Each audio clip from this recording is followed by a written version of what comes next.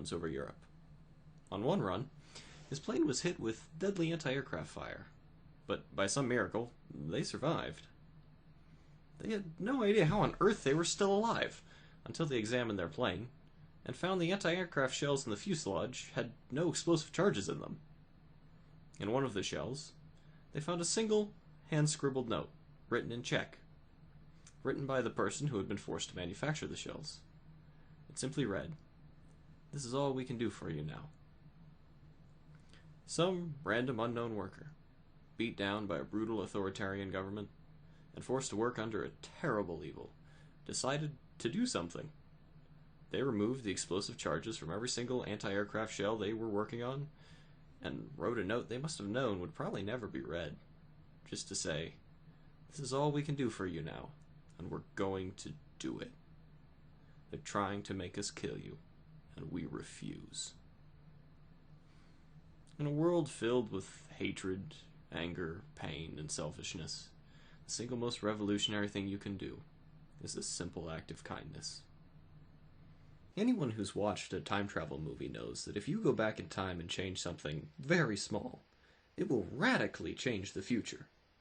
But barely anyone in the present really realizes that they will radically change the future by doing something small now.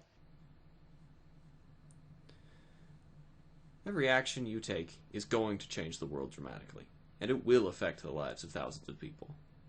Every action you take affects someone, and they then affect someone else because of that, and they affect someone else, and then someone else, and so on.